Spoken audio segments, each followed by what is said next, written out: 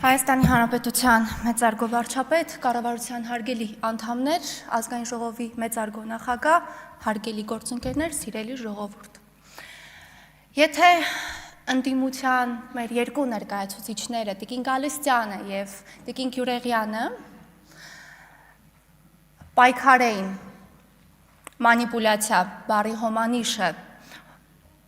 կամ հոմանիշին համապատասխան դեր ստանձնելու հետ, ապա այս մրցապայքարում վստահաբար Տիկին Գալստյանը այսօր կհաղթեր, որովհետև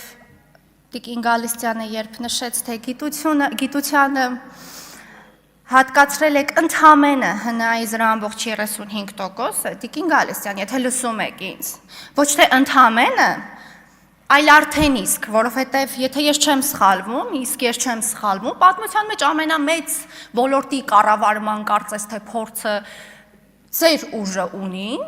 եւ այս իմաստով դուք առնվազն խոսելու իրավունք չունեք, ինչի, որովհետեւ առնվազն միայն իներցիոն աճ եք ապահովել այդ ընթացքում, եւ 0.35% աճ ընդհանրապես ապահովելու դեպքում երբ նշում եք, ձեր կառավարման ընթացքում 0.18-ից 21% է կազմել այս թիվը, այս թվերի առումով խնդրում եմ մի փոքր զգուշ եղեք եւ նշում էիք 2020 երբ նշում էիք ակադեմիական քաղաքի կառուցման մասին, հարգելի հայրենակիցներ, ես էլ եմ մանիպուլյացիայի դասական դրսևորում 2022 թվականին մեկնարկել է ծրագիրը, ոչ թե կառուցման աշխատանքները, խնդրում եմ ուշադրություն դարձրեք սրան, նաև խոսեցիք գիտաշխատողների մասին, երբ խոսեցիք, ասացիք աշխարհում վերջին տեղն ենք զբաղեցնում,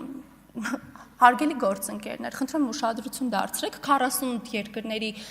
շարքում Հայաստանի Հանրապետությունը 40-րդ տեղն է զբաղեցնում, իհարկե նախանձելի չեն ձեր մաթեմատիկական գիտելիքները, այս իմաստով, Տիկին Գալստյան, եթե ինձ լսում եք, եւ ընդ որում խոսում է մի ներկայացուցիչ, որի կառավարման ընթացքում ընդամենը մեկ ռեֆորմ ունեն, ես քիչ առաջ նայում եմ ուսուցիչների մասով, որակավորման տարակարգի 40-տիճան համակարգն են ընդամենը ներդրել։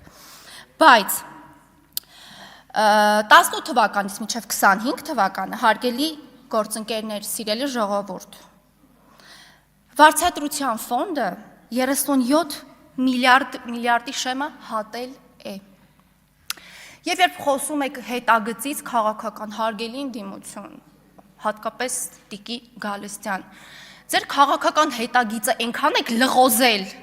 եւ այնքան է լղոզված, որպեսզի ակներև լինի ձեր քաղաքական հետագիծը, առնվազն 7D ակնոց պետք է կրել, որպեսզի տեսանելի լինի ձեր քաղաքական հետագիծը։ Չեմ կարող չխոսել, իհարկե, վերջին օրերին շատ ակտուալ է դարել բացառիկ բառը, իհարկե բառը շատ գեղեցիկ է, բացառիկ բառը շատ բացառիկ բառ է, իհարկե,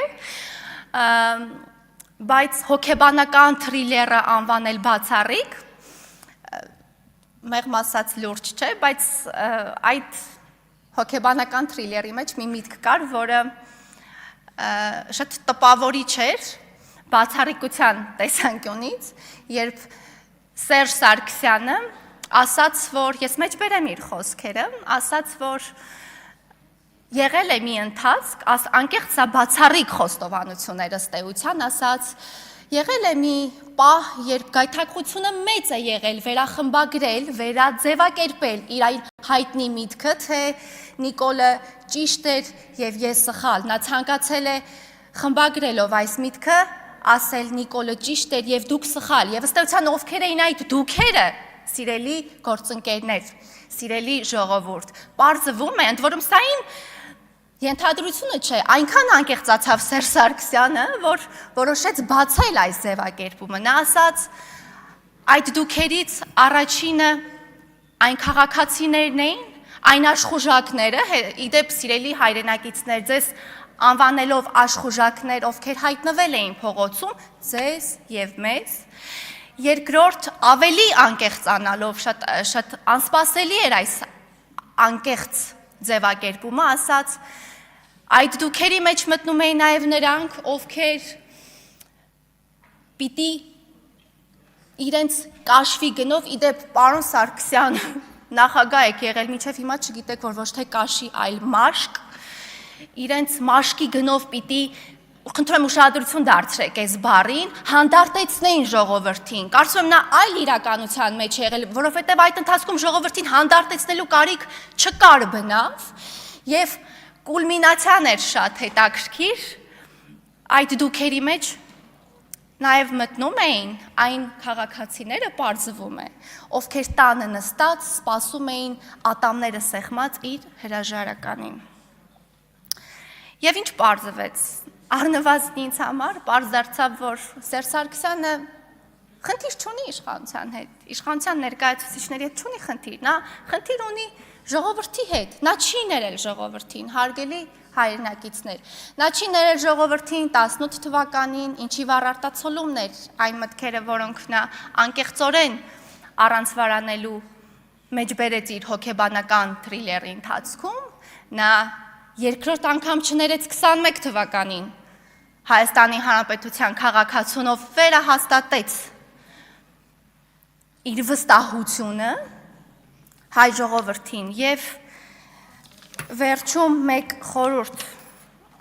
հարգելի ընդդիմություն, ովքեր խորհուրդ էին տվել ժամը 10:00-ին ուղիղ եթեր դուրս գալ եւ ընդ որում 7 ժամ տևածող պատկերացեք 17 ժամ եթե խոսար ինչքան կանկեղծանար նախկին նախագահը հաջորդ անգամ ճիշտ կանի նախագահը 12-ից ժամը 00:00-ից հետո հանդես գա իր անկեղծ թրիլերով, որպեսզի Հայաստանի Հանրապետության քաղաքացին հանգիստ քուն մտնի։ Շնորհակալություն։ Չմոռանաք հավանել տեսանյութը եւ բաժանորդագրվել Civic AM-ի YouTube-յան էջին։